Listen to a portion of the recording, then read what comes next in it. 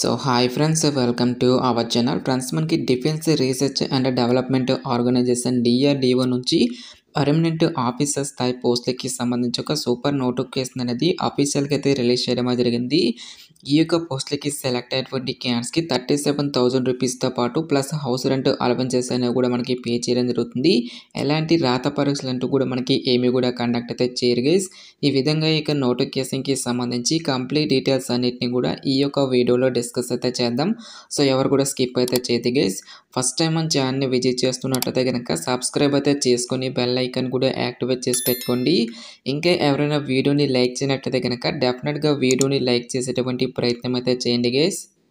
First of all ఈ యొక్క పోస్టులకి సంబంధించి ఎవరెవరు అప్లై చేసుకోవచ్చు అని చూసుకున్నట్లయితే కనుక only Indian nationals are eligible to apply అని చెప్పేసి ఇక్కడ మనకి నేషనాలిటీలోనే ఫస్ట్ పాయింట్లో క్లియర్గా మెన్షన్ చేయడం జరిగింది. జస్ట్ మీరు ఇండియన్ సిటిజన్ అయితే సరిపోతుంది గైస్. మీరు ఏ స్టేట్కి చెందిన వాళ్ళైనా సరే both male and female candidates ఇద్దరు కూడా ఈ యొక్క జాబ్స్కి అప్లై అనేది చేసుకోవచ్చు. సో ఇక పోస్టులకి అప్లై చేసుకోవడానికి మీకు ఉండాల్సినటువంటి ఏజ్ లిమిట్ విషయానికి వచ్చేట్లయితే కనుక December 31, 2024 నాటికి మీకు మినిమం ఏజ్ అనేది 18 ఇయర్స్ అయితే కంప్లీట్ అయి ఉండాలి. జనరల్ అభ్యర్థులు వచ్చేసరికి 28 ఇయర్స్ వరకు కూడా అప్లై అనేది చేసుకోవచ్చు. నెక్స్ట్ మనకి క్యాస్ట్ వరకు కూడా ఏజ్ రిలాక్సేషన్స్ అనేవి అప్లికేబుల్ అనేవి అవుతాయి కాబట్టి ఓబీసీ క్యాండిడేట్స్ వచ్చేసరికి 31 ఇయర్స్ వరకు, SC/ST క్యాండిడేట్స్ వచ్చేసరికి 33 ఇయర్స్ వరకు కూడా అప్లై చేసుకోవడానికి ఛాన్స్ అనేది కల్పిస్తూ ఉన్నారు. నెక్స్ట్ ఈ యొక్క పోస్టులకి ఎటువంటి అప్లికేషన్ ఫీజు అనేది కూడా మనం పే చేయాల్సినటువంటి అవసరం అయితే లేదు గైస్. ఆల్ క్యాండిడేట్స్ అందరూ కూడా ఈ యొక్క రిక్రూట్మెంట్కి ఫ్రీగా అప్లై అయితే చేసుకోవచ్చు. నెక్స్ట్ ఈ యొక్క పోస్టులకి సంబంధించి సెలక్షన్ ప్రాసెస్ అనేది ఏ విధంగా ఉంటుంది అని చూసుకున్నట్టయితే కనుక సో ఎటువంటి స్కిల్ టెస్ట్లు కానీ ఎటువంటి రిటన్ టెస్ట్లు అంటూ కూడా మనకి ఏమి కూడా కండక్ట్ అయితే చేయరు గైస్. కేవలం మనకి ఒక ఇంటర్వ్యూ ద్వారా ఈ యొక్క వేకెన్సీస్కి సంబంధించి సెలక్షన్ అనేది కంప్లీట్ అయితే చేయడం జరుగుతుంది. నెక్స్ట్ ఇక్కడ మనకి నోటిఫికేషన్లో అప్లికేషన్ ఫామ్ అనేది ఇవ్వడం జరిగింది. సో ఇక అప్లికేషన్ ఫామ్ లింక్ అనేది వీడియో డిస్క్రిప్షన్లోను కామెంట్ సెక్షన్ అయితే ప్రొవైడ్ అయితే చేస్తాను guys.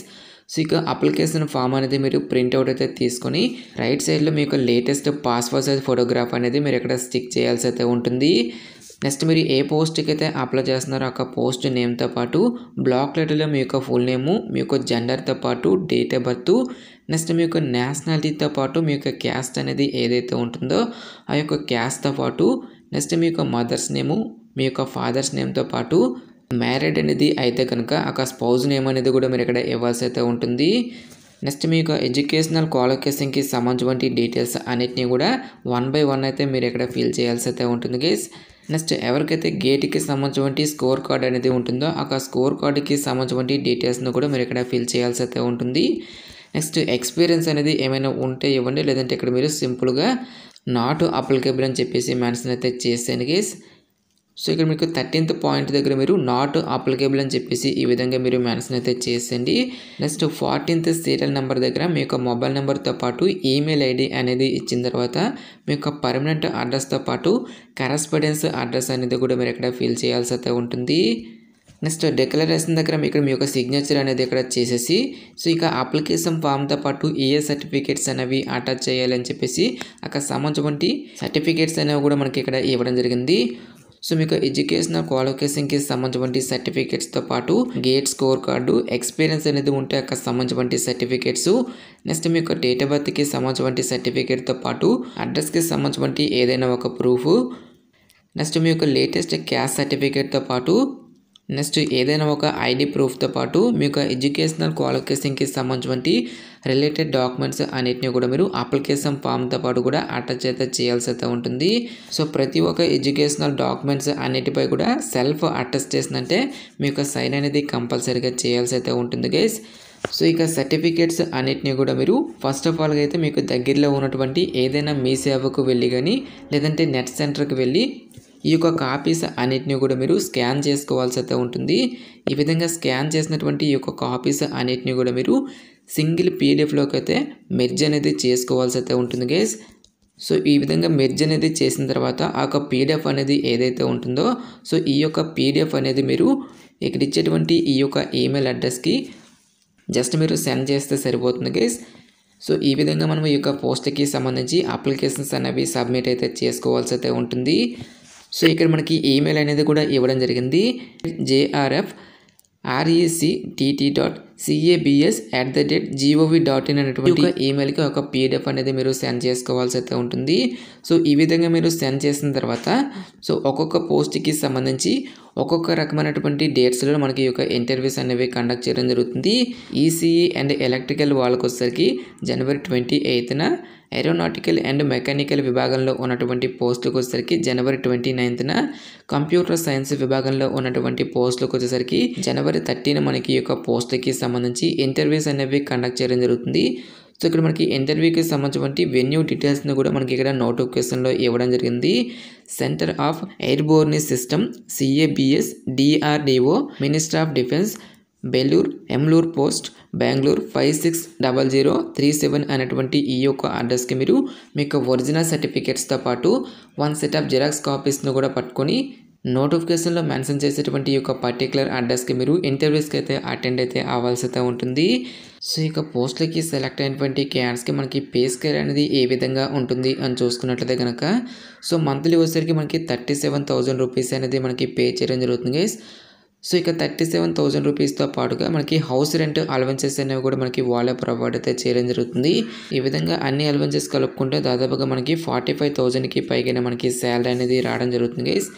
Next essential educational qualification విషయానికి వచ్చినట్లయితే కనుక సో ఈ యొక్క నోటిఫికేషన్ ద్వారా మనకి డిఫరెంట్ డిసిప్లిన్స్లలో ఖాళీగా ఉన్నటువంటి జూనియర్ రీసెర్చ్ ఫెలో అనేటువంటి ఈ యొక్క ఉద్యోగాలను అయితే రిక్రూట్మెంట్ అనేది చేయడం జరుగుతుంది గైస్.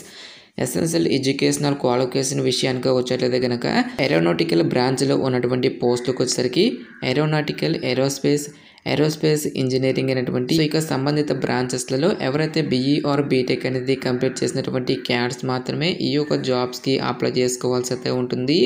నెక్స్ట్ ఇక్కడ మనకి ఎలక్ట్రానిక్స్ అండ్ కమ్యూనికేషన్ ఇంజనీరింగ్కి సంబంధించినటువంటి బ్రాంచెస్ అనేవి కూడా ఇవ్వడం జరిగింది. సో ఇక్కడ ఇచ్చేటువంటి ఈ యొక్క పర్టికులర్ బ్రాంచెస్లలో BE ఆర్ బీటెక్ కానీ ME ఆర్ MTech అనేది ఎవరైతే కంప్లీట్ చేసినటువంటి క్యాండిడేట్స్ ఉంటారో ఆ యొక్క క్యాండిడేట్స్ మాత్రమే ఈ యొక్క జాబ్స్కి అప్లై చేసుకోవాల్సి అయితే ఉంటుంది. నెక్స్ట్ ఎలక్ట్రికల్ విభాగంలో ఉన్నటువంటి పోస్టులతో పాటు మెకానికల్ బ్రాంచ్లో వచ్చేసరికి ఎవరైతే సంబంధిత డిపార్ట్మెంట్లలో BE ఆర్ బీటెక్ అనేది కానీ ME ఆర్ MTech అనేది ఎవరైతే కంప్లీట్ చేసినటువంటి క్యాండిడేట్స్ ఉంటారో ఆ యొక్క క్యాండిడేట్స్ మాత్రమే ఈ యొక్క జాబ్స్కి అప్లై చేసుకోవాల్సి అయితే ఉంటుంది. సో క్వాలిఫికేషన్తో పాటుగా మనకి ఎవ్రీ ఇయర్ కండక్ట్ చేసేటువంటి graduate aptitude test in engineering గేట్కి సంబంధించిన స్కోర్ కార్డ్ అనేది ఎవరికైతే ఉంటుందో ఆ యొక్క క్యాండిడేట్స్ మాత్రమే ఈ యొక్క జాబ్స్కి అప్లై చేసుకోవాల్సి అయితే ఉంటుంది. 2023 ఇయర్ కానీ లేదంటే 2024 ఇయర్కి సంబంధించి సంబంధించిన స్కోర్ కార్డ్ అనేది ఎవరికైతే ఉంటుందో ఆ యొక్క క్యాండిడేట్స్ మాత్రమే అప్లై చేసుకోవాల్సి అయితే ఉంటుంది. సో సేమ్ డిసిప్లిన్స్లలో ఎవరైతే ME ఆర్ MTech అనేది కంప్లీట్ చేసినటువంటి క్యాండిడేట్స్ ఉంటారో ఈ యొక్క క్యాండిడేట్స్కి ఎటువంటి గేట్ స్కోర్ అనేది కూడా ఉండాల్సినటువంటి అవసరం అయితే లేదు. ఓన్లీ BE ఆర్ బీటెక్ అనేది ఎవరైతే కంప్లీట్ చేసినటువంటి క్యాండిడేట్స్ ఉంటారో ఆ యొక్క క్యాండిడేట్స్కి మాత్రమే మనకి క్వాలిఫికేషన్తో పాటు గేట్ స్కోర్ కార్డ్ అనేది ఉండాల్సి అయితే ఉంటుంది. ప్రజెంట్ ఈ యొక్క పోస్టులు అన్నిటిని కూడా మనకి 2 years కాంట్రాక్ట్ బేసిస్లో ఈ యొక్క పోస్టులు అన్నిటిని కూడా మనకి రిక్రూట్మెంట్ అనేది చేయడం జరుగుతుంది గైస్. సో ఇక కాంట్రాక్ట్ పీరియడ్ అనేది కంప్లీట్ అయిన తర్వాత ఫర్దర్గా కంపెనీ ఒక రిక్వైర్మెంట్స్ని బట్టి నెక్స్ట్ మీ యొక్క పర్ఫార్మెన్స్ని బేస్ చేసుకుని ఈ యొక్క టర్మ్ అనేది ఎక్స్టెండ్ చేసేటువంటి ఛాన్స్ అనేది కూడా ఉంటుంది కాబట్టి డెఫినెట్గా ఈ యొక్క ఆపర్చునిటీని అయితే యూటిలైజ్ అయితే చేసుకోండి. సో ఇక పోస్టులకి సంబంధించిన లింక్స్ అన్నిటిని కూడా వీడియో డిస్క్రిప్షన్లోనూ కామెంట్ సెక్షన్లో అయితే ప్రొవైడ్ అయితే చేస్తాను గైస్. ఇంకా ఈ యొక్క నోటిఫికేషన్కి సంబంధించి మీకు ఎటువంటి డౌట్స్ వచ్చినా సరే నాకు కామెంట్ సెక్షన్లో కామెంట్ అయితే చేయండి. ఇటువంటి మరిన్ని జాబ్ అప్డేట్స్ కోసం మన ఛానల్ని సబ్స్క్రైబ్ చేసుకుని బెల్ ఐకాన్ కూడా యాక్టివేట్ చేసి పెట్టుకోండి. సో ఇది ఫ్రెండ్స్ ఇవాళ వీడియో. రేపు మరొక మంచి జాబ్ అప్డేట్తో మళ్ళీ మీ ముందుకు రావడం జరుగుతుంది. Thanks for watching. Have a nice day.